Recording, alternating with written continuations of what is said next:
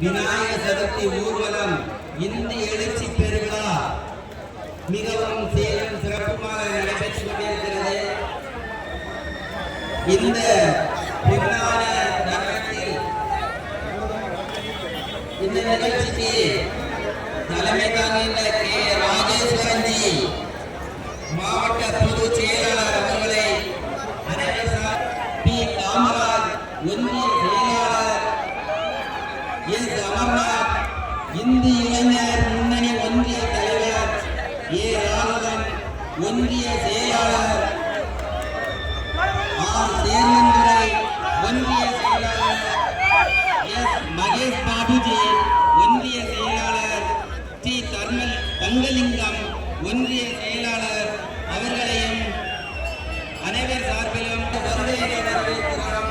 மேலும் சிறப்புரை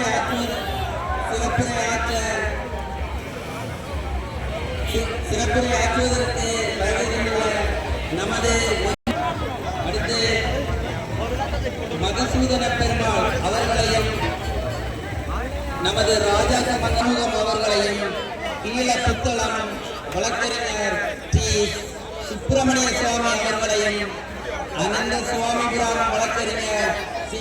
ராஜேஷ்குமார் அவர்களையும், பணிக்கன்குடியிருப்பு வழக்கறிஞர் ஆர். ஜெகநாதன் அவர்களையும், பார்வதிபுரம் வழக்கறிஞர் எஸ். எம். மதிபால அவர்களையும், கல்லடி விலை வழக்கறிஞர் பி. ரமேஷ் அவர்களையும், மாவட்ட செயலாளர் வழக்கறிஞர் ஏ. சுப்பிரமணியன் அவர்களையும், நாகர்கோவில் மாநகர் வழக்கறிஞர் அணி இந்து முன்னணி எம்.ஏ. மன வந்திருக்கக்கூடிய நம்முடைய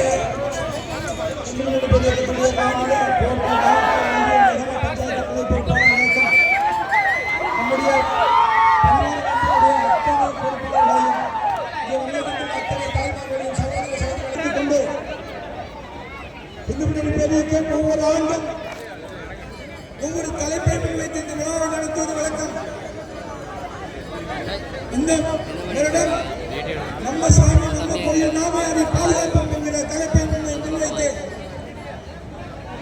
தமிழகத்திலே இந்துக்களை மட்டும், இந்து தேசியத்தை, இந்து கோயில்களை மட்டும், இந்து கோயிலுடைய பழக்க வழக்க பண்பாடு கலாச்சாரத்தை ஒடுக்க நினைக்கின்ற, அழிக்க நினைக்கின்ற மாநில அரசு இந்தியை வழிபாடு இல்லாமல் இன்னைக்கு கேட்பாருக்கு கிடக்கின்றது.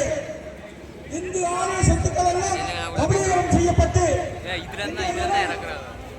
இந்துக்கள் இந்து ஆரம்பெல்லாம் குமரன் நிதிக்கும் இடமாக கூலியத்தை வழிபட்டும் என்று அவ்வாறுடைய வாயில் வந்த பொன்மலை. அப்படிப்பட்ட திருப்பரங்குன்றத்திலே 40 நாட்கள் மாலையிட்டு காப்புக்கட்டில் எழுத விழுந்து காவடி ஏந்தி அங்கே சென்றால் 144 தடை உத்தரவு. ஆனால் இந்த தெய்வத்தை அழிக்க